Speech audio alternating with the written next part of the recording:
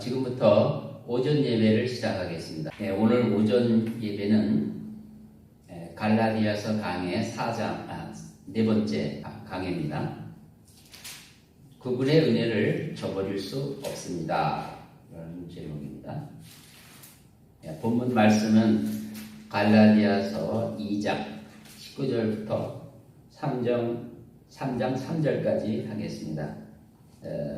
읽기로는 19절부터 21절까지만 제가 읽겠습니다. 갈라디아서 2장 19절. 내가 율법으로 말미암아 율법에게 죽은 것은 하나님께는 살고자 합니다. 내가 그리스도와 함께 십자가에 못 박혀 있으나 그럼에도 나는 살아있노라. 그러나 내가 사는 것이 아니요 그리스도께서 내 안에 사시는 것이다. 내가 이제 육신 안에서 사는 삶은 나를 사랑하시어 나를 위해 자신을 주신 하나님의 아들을 믿는 믿음으로 사는 것이다. 나는 하나님의 은혜를 저버릴 수 없나니 만일 의가 율법으로 인하여 온 것이라면 그리스도께서는 헛되이 죽으신 것이다. 아멘. 이 갈라디아서는 그리스도 안에 있는 자유를 선포하는 이 복음이라고 말씀을 드렸습니다. 제가 세 번에 걸쳐서 설교를 했는데 맨 처음에는 바울의 간증을 통해서 진리를 살펴봤습니다. 자신의 삶은 자신이 주관하는 것이 아니고 하나님이 주관하신다는 이 진리를 바울은 간증을 통해서 알려줬습니다. 그는 예수를 만난 후 자기중심 신앙에서 180도 바꾸고 이제 하나님 중심 삶으로 바꿨습니다. 바울은 특별히 복음 안에 있는 자유를 강조했는데 이 자유는 예수님도 예외가 아닙니다. 가늠한 여인에게 정죄하지 않겠다고 선언하신 후에 가라 이렇게 말씀하시고 이제는 어떤 것도 너는 얽매이지 말고 너 자신의 자아를 찾아서 자유롭게 살으라고 말씀하시겠습니다. 마지막으로 예수님이 다시는 죄를 짓지 말라 하심도 결국 죄를 짓는 것은 자유를 심하게 억압하는 것이기 때문에 결국 자유를 선포한 것입니다. 자유가 없으면 또 서로 사랑할 수 있는 토대가 마련되지 않기 때문에 자유를 선포하신 것은 이제 너는 정죄로부터 벗어났으니 서로 사랑하며 살아야 되는 신부님을 말씀하신 거고 거기에 자유가 기본적으로 깔려야 된다는 것을 말합니다.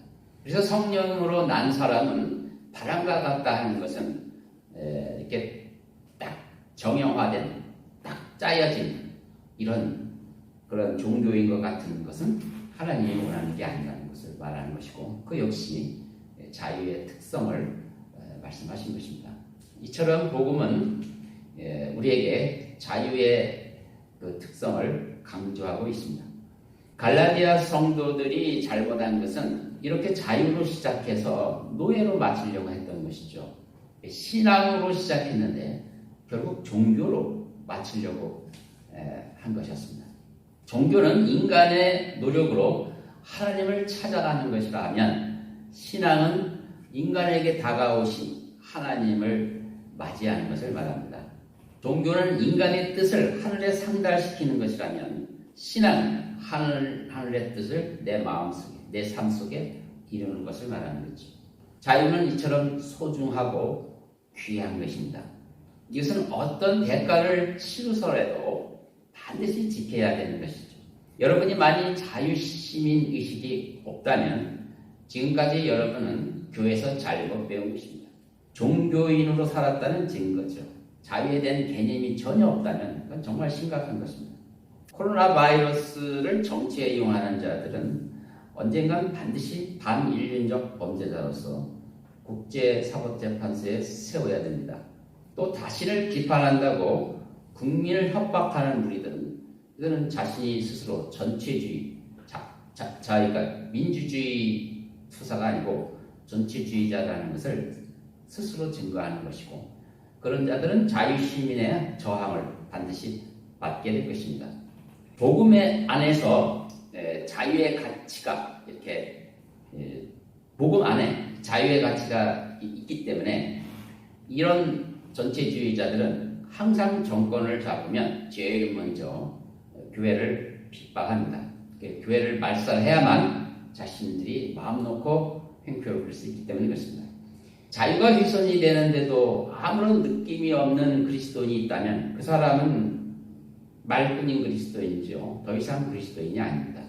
그는 지금까지 자신이 종교의 길을 갔다고 하는 분명한 증거인 것입니다. 빨리 돌이키셔야 돼요. 갈라디아서는 우리에게 이 자유의 복음을 증거하고 있습니다. 1763년 패트릭 헬리라는 분이 있습니다. 그는 미국의 버지니아의 초대 주지자이자 주의원이었는데 그가 리치먼드 성요한교회에서 유명한 연설을 했습니다. 당시 미국은 영국과 전쟁을 치르기 직전에 있었던 것이고 그 영국이 미국을 식민지화해서 이 자유를 억압하려는 이 분위기에서 그는 이렇게 유명한 말을 남겼습니다. 나는 다른 이들이 어떤 선택을 할지는 알 수 없지만 나로서는 자유가 아니면 죽음을 달라. 이 자유가 아니면 죽음을 달라는 이 선언은 미국의 헌법을 세우는 데 중요한 정신으로 들어가고 있습니다. 그래서 그는 미국 헌법에 최초로 10개의 수정 조항을 추가해서 넣었는데 그 내용은 우리가 알고 있는 천부인권론, 하늘로부터 내려온 인권에 관한 항목이었습니다. 이 사상은 모든 사람은 평등하게 태어났으며 하나님은 이 몇 가지 양도할 수 없는 권리를 부여했다. 이 권리 중에는 생명과 자유와 행복 추구의 권리가 있다. 그래서 이 세 가지 기본권을 자연법이라고 하고 인권, 천부인권이라고 하는데 이것을 그러니까 헌법에 넣은 것입니다. 그래서 이것이 자유민주국가의 바로 위대한 헌법이죠. 이승만 대통령을 존경해야 하는 이유는 그가 민주주의의 불모지인 한반도에 이 천부인권론을 대한민국 헌법에 심어놓았다는 사실인 것입니다. 이것은 지금 정권을 잡고 있는 586 주사파들이 가장 미워하는 한 부분이기도 합니다. 이제 한국교회는 깨어나야 되고 제대로 배워야 합니다. 그저 예수 믿고 복 받고 또 천국 가는 데에만 몰두하다가 이런 당면한 이 위기에 아무런 대처를 할 수 없는 아주 행복한 전응하러 이렇게 처해 있는 것입니다. 아주 부끄럽고 슬픈 일인 것입니다.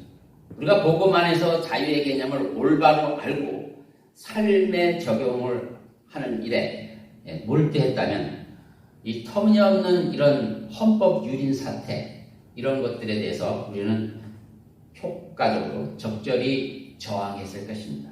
그러나 우리는 그렇게 하지 못했습니다. 바로 이것은 먼저 교회가 회개해야 할 일입니다. 자유를 해치는 세력들과 어떻게 싸워야 할 것인지는 그것은 각자의 몫입니다. 마치 성령이 바람처럼 역사하듯이 이 자유인은 정형화된 어떤 룰은 없고 정형화된 길은 없는 것입니다. 자유에 대한 저항은 자유인이 해야 할 마땅한 일이며 어떻게 할지는 그가 하나님과 함께함으로써 하는 것입니다. 미국 시민들은 아주 좋은 사례를 우리에게 보여주는데 그들은 이처럼 처음부터 헌법에 그 천부인권론을 넣어서 살았기 때문에 그 권세자들이 욕심으로 많이 이렇게 했을 때 그걸 적절하게 저항할 줄 알았습니다. 그래서 다른 건 몰라도 정부가 이 천부인권, 즉 자연권을 이렇게 해치는 일에 대해서는 분연히 일어났습니다.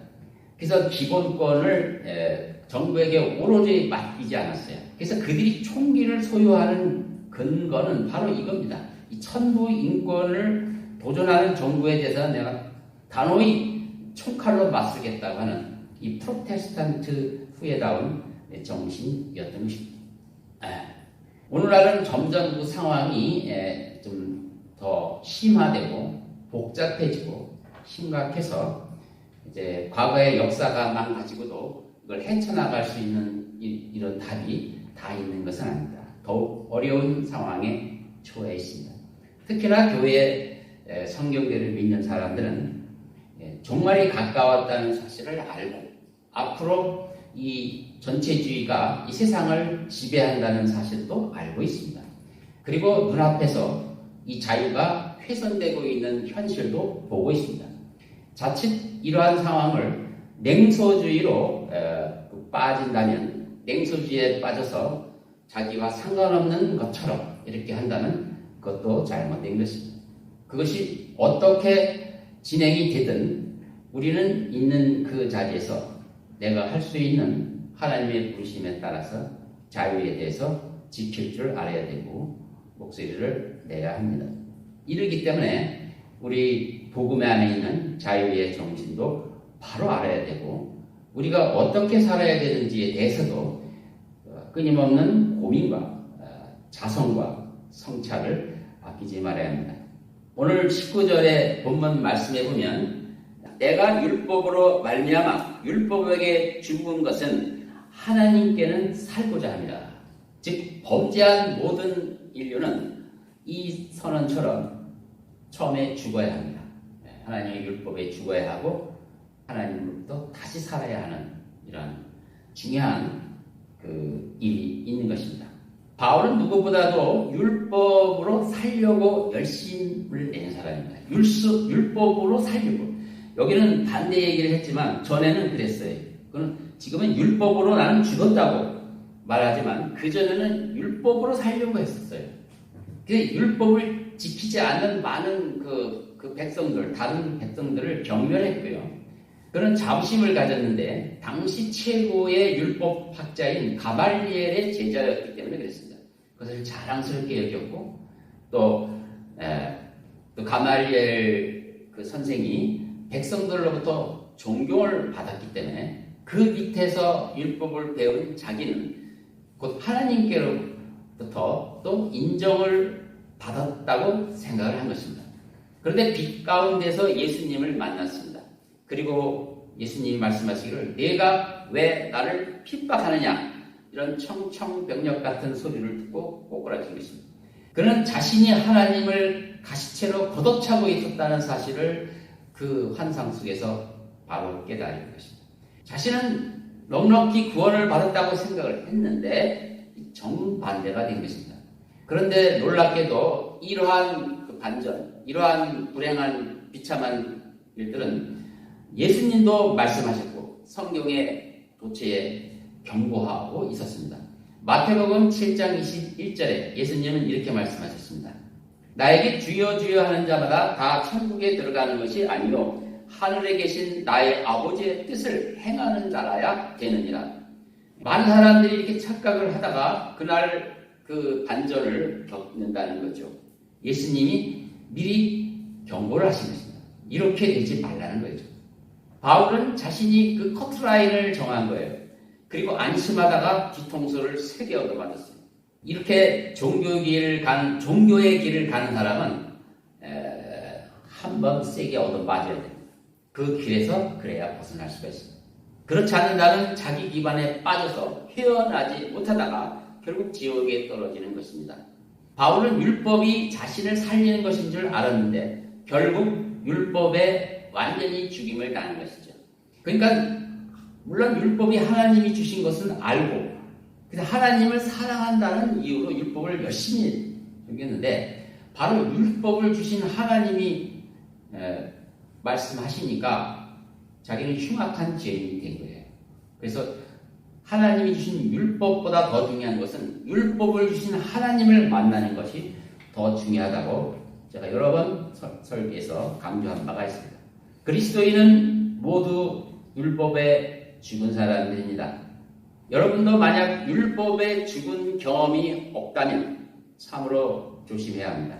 자신이 얼마나 큰 죄인인지 정죄받지 않는다면 여러분은 여전히 자신의 의의를 의지하며 사는 사람일 뿐입니다. 바울은 어느 정도까지 율법을 지켜야 하는지 기준을 몰랐습니다. 그래서 가말리엘 선생의 경건의 기준을 삼아서 안심을 했던 것입니다. 그런데 놀랍게도 성경은 율법을 온전히 지킨 사람은 한 사람도 없다고 선언하는 것입니다. 그것은 너무나 종교인들을 당황하게 하는 말씀인 것입니다. 결과론적으로 말하면 결국 율법은 사람들을 죽이는 역할을 하는 것이죠. 그래서 율법의 죽음을 경험한 자만이 예수께 나와서 생명을 얻을 수 있습니다. 그래서 그 진리는 바로 오늘 본문 그렇게 얘기하는 거예요. 율법으로 말미암아 율법에게 죽은 것은 바로 하나님께는 살고자 한다. 바로 하나님께 살기 위해서는 먼저 율법에 죽어야 하는 것입니다. 그리스도인이라면 모두 절망을 경험했을 것입니다. 하나님의 그 거룩하심과 의로우심 앞에 인간의 의는 큰 걸레와 같다는 아무것도 아니라는 것을 경험하고 죽음을 맛봤을 것입니다. 그리고 예수께로 나와 생명을 얻었을 것입니다. 만약 이런 경험이 없었다면 여러분은 여전히 종교의 행위를 하는 것입니다. 여전히 하나님을 이용하거나 아니면 조금 하나님께 감동시켜서 하나님으로부터 뭔가를 얻어내려 하는 그런 사람이 불과한 것입니다. 그런 사람은 반드시 지옥에 갈 수밖에 없는 것입니다.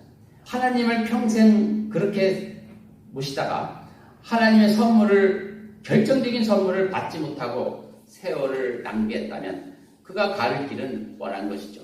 그는 영원한 죽음을 맞이할 것이고, 그래서 우리는 결코 그런 일이 일어나지 않도록 자신을 살펴야 하는 것입니다.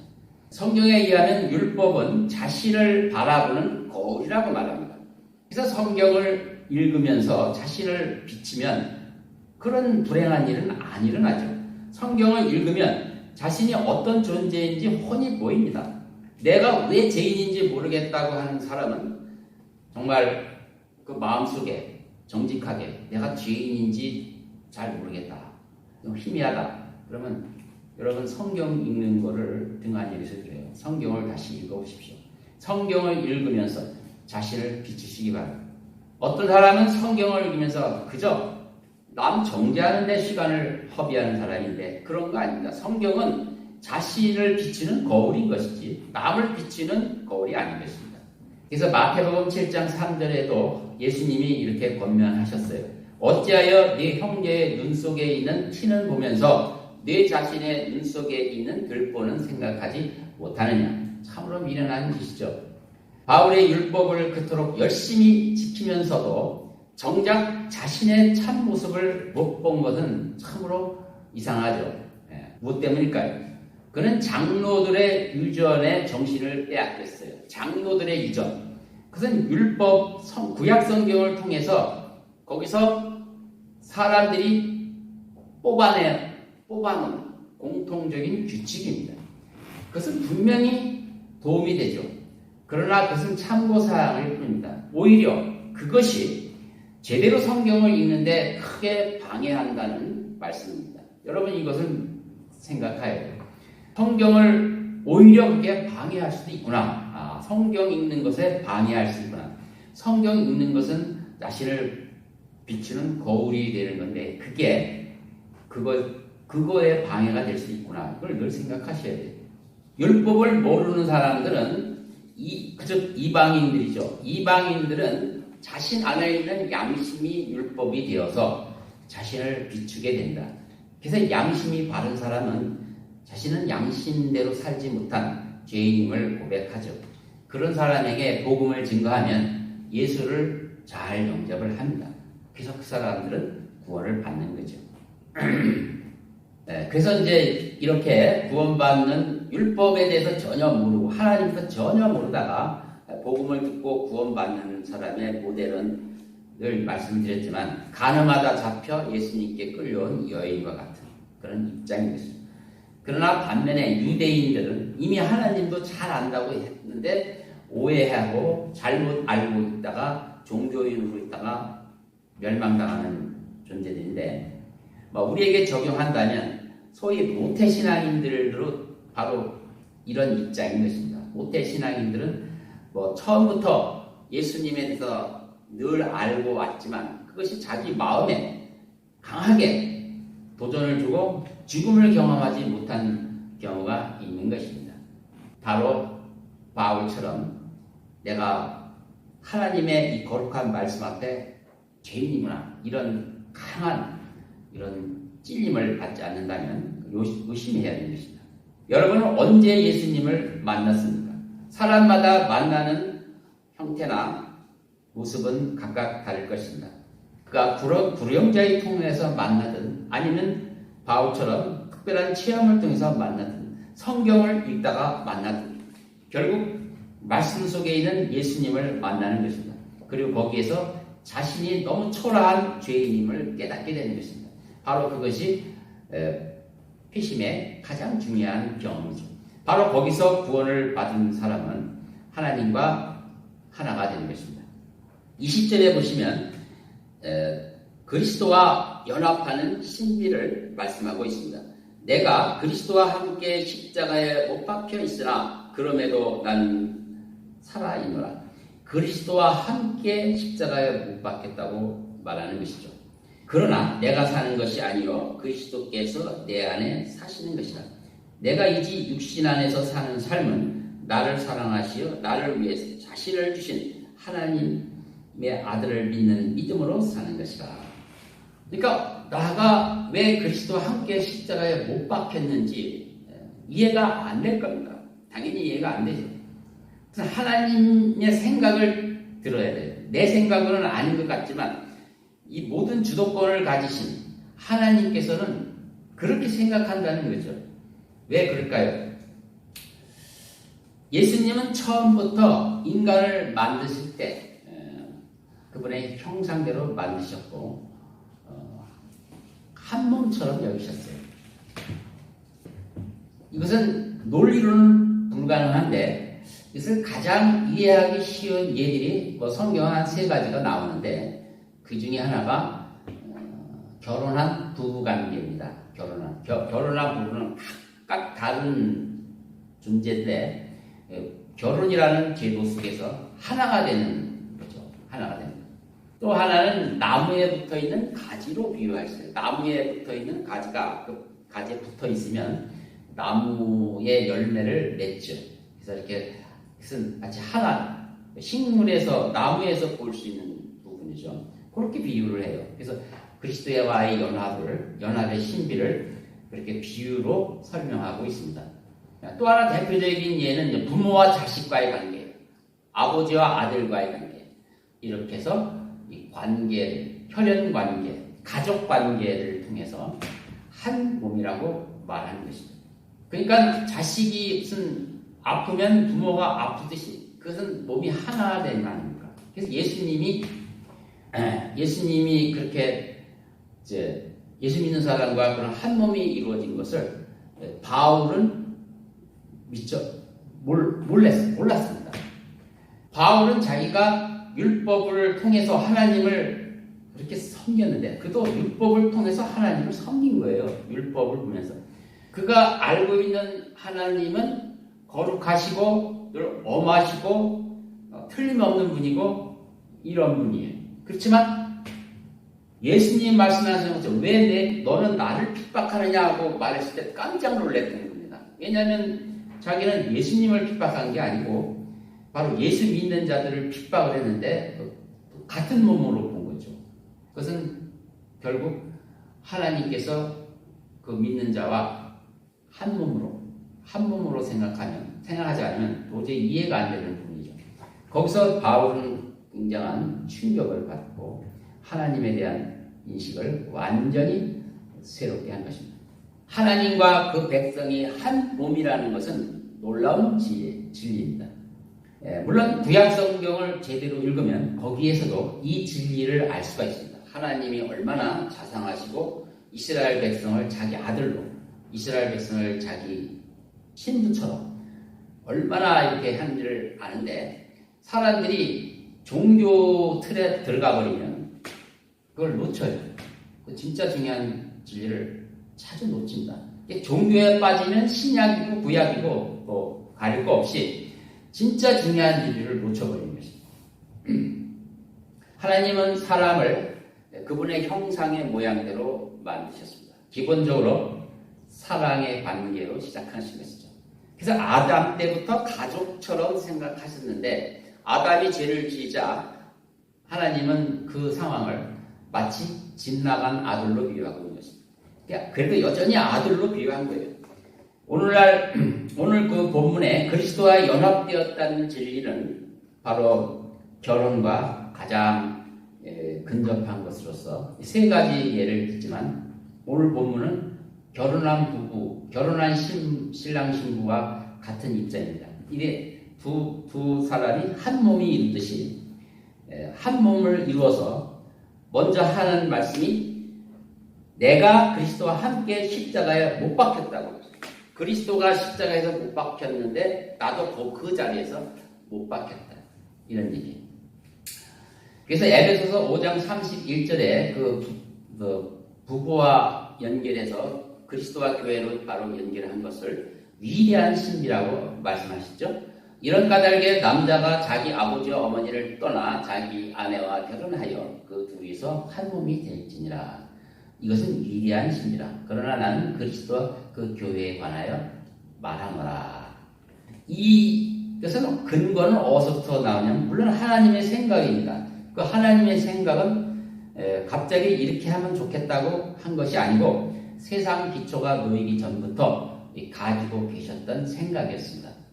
그래서 바로 그 계획 아래서 그 생각 속에서 그리스도 안에 있는 모든 사람을 예수님과 연합해서 말씀하신 것은 전혀 이상한 게 아니죠. 현대인의 입장에서는 2000년이라는 시간이 있는데 어떻게 내가 예수님이 죽는 그 현장에 내가 그때 같이 있을 수 있겠느냐? 그건 내 생각이죠. 하나님은 전혀 문제가 안 돼요.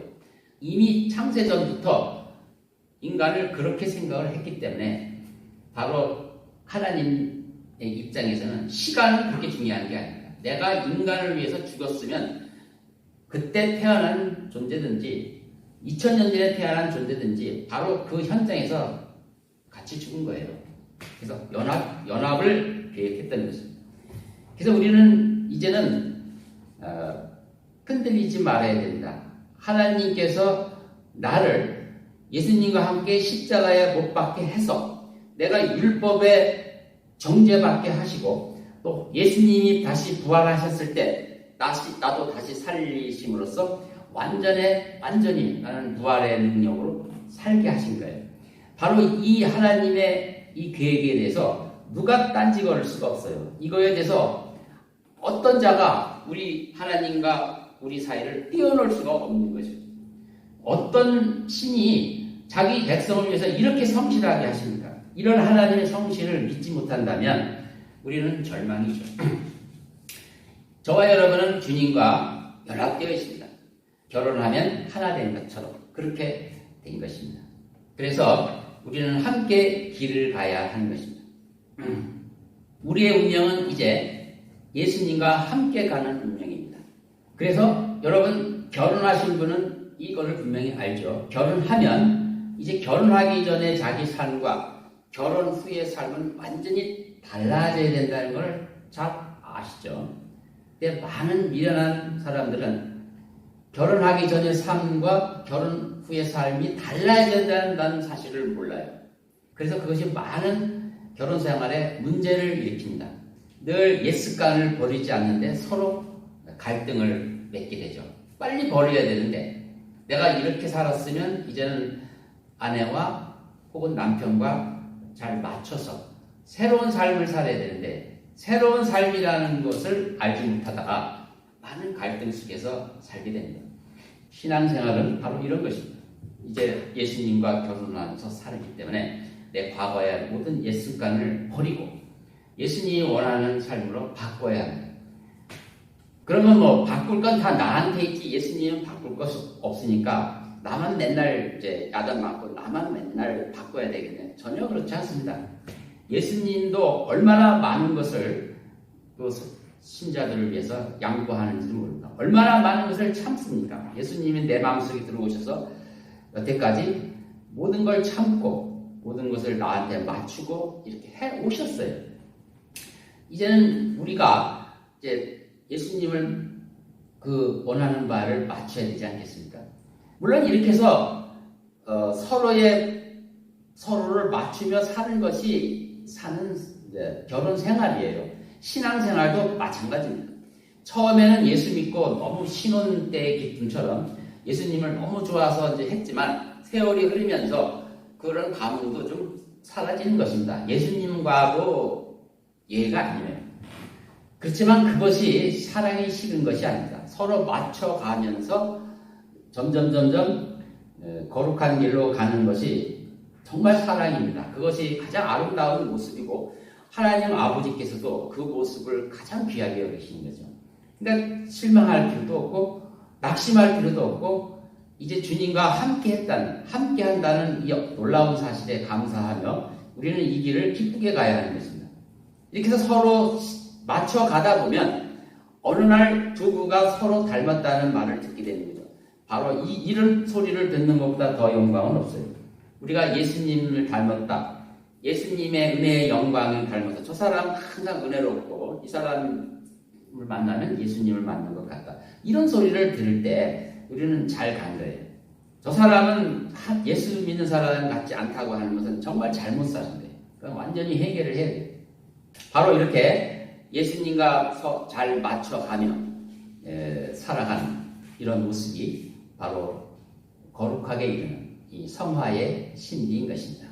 오늘 본문 21절에 나는 하나님의 은혜를 저버릴 수 없나니 만일 의가 율법으로 인하여 온 것이라면 그리스도께서는 헛되이 죽으신 것이라. 사도 바울이 하나님의 은혜를 저버릴 수 없다고 고백한 것입니다. 이제는 예수님을 배신할 수 없다고 아주 고백하는 거예요. 이건 개인적인 고백이기도 하죠. 얼마나 예수님께서 바울 안에 들어오셔서 그에게 얼마나 많은 은혜를 베푸셨으면 이런 고백이 나오겠습니까?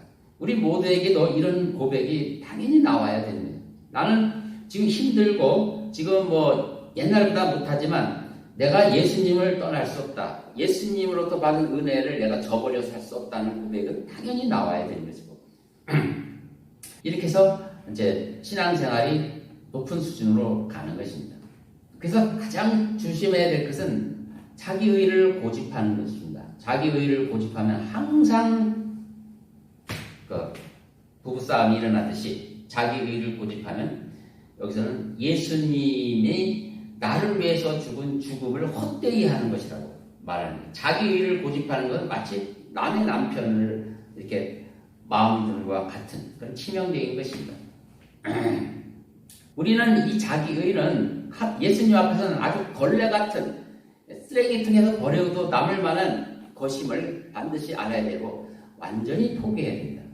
완전히 포기해야 됩니다. 이제 여러분 이 사실을 알았다면 바로 그리스도와 연합하는 것이 축복이요 가장 고귀한 삶인 줄 알았다면 얼굴을 펴시고 주님과 새로운 관계를 만드십시오. 뭔가 얼굴에 불만이 있고 은혜가 충만하지 않다면 다른 사람들에 의해서 생긴 것이 아니고 나와 예수님과의 관계가 잘못돼서 그렇게 하는 거예요. 계속 부부싸움을 하는 것과 같이 생각하시면 돼요. 여러분 결혼 생활에서 부부관계보다 더 우선순위 넘버원 된 게 있습니까? 부부는 관계는 괜찮은데 저 이유 때문에 내가 못 살겠다고 하는 사람이 있어요? 그런 사람은 없습니다. 거짓말하는 거예요. 갈라디아서 3장 1절에서 3절을 보면 이 어리석은 자, 왜 너희는 그렇게 어리석으냐고 말하는 것은 바로 이것을 얘기하는 것입니다. 오 어리석은 갈라디아 사람들아, 예수 그리스도께서 너희 가운데서 십자가에 못 박히신 채 너희 눈앞에 분명히 지시되었는데 너희가 진리에 순종하지 못하도록 누가 너희를 미혹하다냐. 계속 거짓 형제가 와서 뭘 미혹하느냐면 진리에 순종하지 못하도록 미혹한다. 계속 율법을 행하도록 계속 자기의를 드러내도록. 그래서 자기의를 드러낼수록 사랑을 할 수가 없어요. 자기의를 드러내면 예수님과도 분란을 일으킬 뿐만 아니라 이웃 사람하고도 분란을 일으켜요. 자기의를 드러내면. 그럼 어떻게 그 자유를 가지고 사랑을 실현할 수 있겠습니까? 안 되는 거죠. 바로 그걸 그렇게 파멸의 길로 가게 하는 거짓 형제들이 있는데 왜 그 거짓 형제들의 말을 듣느냐고. 이 어리석은 갈라디아 사람들아 이렇게 얘기하는 거예요. 3절에 너희가 그렇게 어리석으냐. 성령 안에서 시작하였다가 이제는 육체로 온전해졌느냐. 예수님과 결혼하고 성령과 함께 가는 너희가 이제 또 그분과 별거해서 다른 남자하고 살겠느냐. 이런 것과 똑같은 거예요. 이거는 엄청난 얘기죠. 우리 그리스도인이 교회에서 가장 중요시 여겨야 될 것은 자기의를 버리는 것입니다. 자기의를 버리고 자기의를 가지고서는 뭔가 불안해서 그래요. 자유가 없는 거예요. 그 사람은 자유가 없는 거예요. 그거를 가지고 남을 정죄하지 않으면 자기가 왠지 불안한 겁니다. 종이라는 증거입니다. 빨리 버리세요. 너희가 그렇게 어리석으냐. 성령 안에서 시작하였다가 이제는 육체로 온전해지냐. 얼마나 답답하면 이런 말씀을 하시겠습니까? 우리는 하나님으로부터 받은 기쁨과 자유와 이 은혜의 선물을 그분과 아름다운 교제에 마음껏 사용해야 됩니다. 이제 예수님과 별 탈 없이 함께 살면서 꾸준히 부활의 표대를 향해서 나가는 이것만큼 큰 축복은 없고 이것을 이루는 사람은 그것만큼 큰 이적은 없습니다. 아주 훌륭한 일을 하는 것입니다. 우리 모두 그러한 일에 함께하는 저와 여러분이 되시기 바랍니다. 말씀을 마치겠습니다. 내가 죽어야만 하나님께서 산다는 진리를 꼭 기억하시고 우리는 주님과 부부처럼 연합되었다는 사실을 기억하셔서 또 지금까지 남편 되신 예수님이 나를 위해서 얼마나 참으셨고 얼마나 은혜를 베푸셨는지를 기억하셔서 그분의 은혜를 저버려서는 안 되겠습니다. 결코 여러분 어리석은 자가 되지 마시기 바랍니다. 말씀을 마치고 기도하겠습니다. 하나님 아버지 감사합니다. 오늘 말씀 속에서 그리스도와 연합의 신비를 살펴보았습니다. 오늘은 그것을 부부와의 관계와 접해서 말씀하였습니다. 우리 성도들이 이제 신앙에 기쁨이 없거나 낙심되어 있다면 이제 오늘 말씀을 통해서 새로움을 얻고 주님과 함께 동행하게 해주시고 또 주님은 참으로 은혜로우시고 또 회개하여 주 앞에 나오는 자를 참으로 사랑으로 안아주시고 또 새로운 또 사랑의 삶을 살게 하시는 분임을 저는 잘 압니다. 우리 모두 그 길에 동참하여 또 기쁨 가운데서 많은 열매 거두게 해 주옵소서. 예수 그리스도의 이름으로 기도합니다.